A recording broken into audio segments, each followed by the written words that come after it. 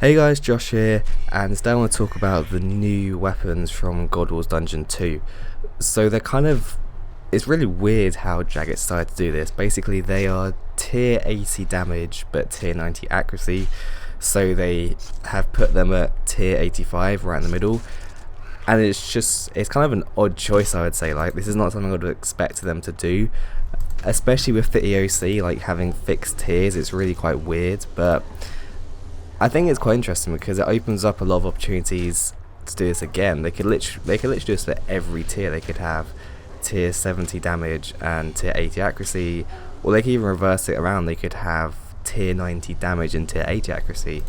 So I mean, it opens up a lot of opportunity there, and it's just really interesting though, because they're kind of in a really weird place at the moment because they can't, like, so they're supposed to be tier 85, but especially at bosses, the accuracy is what matters the most.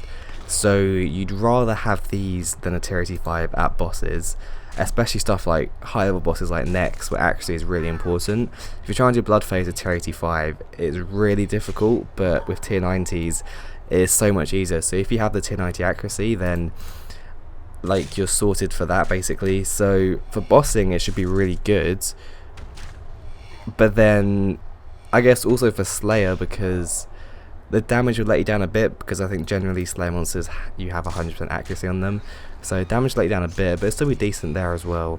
And so it's kind of like, depending on what you do, that kind of decides how good it is, I guess. Like for bossing it's practically a tier 90, but for Slayer it's more towards the tier 80 because of the damage. So it's just really weird, like the position these weapons are in.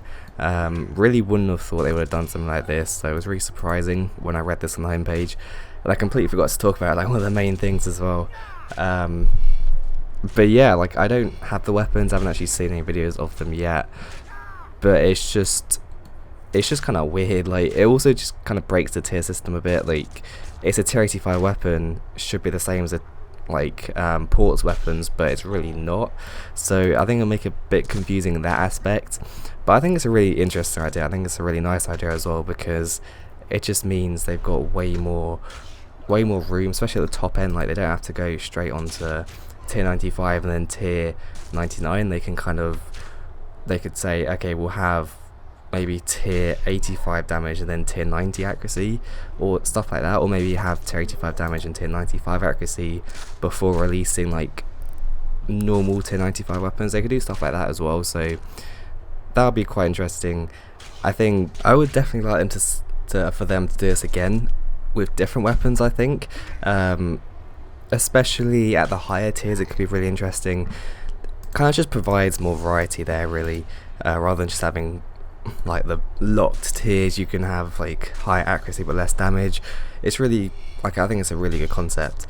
But that's pretty much it. One thing I forgot to mention at the beginning was I'm actually playing with sounds for once, which is something I've literally never done in the almost 10 years I've been playing this game. Thought I'd turn it on for a bit, see what it's like, especially with the new theme down here with Godwall's Dungeon. So thought I'd try it out. I mean, it sounds okay, probably wouldn't have it on forever though, not gonna lie.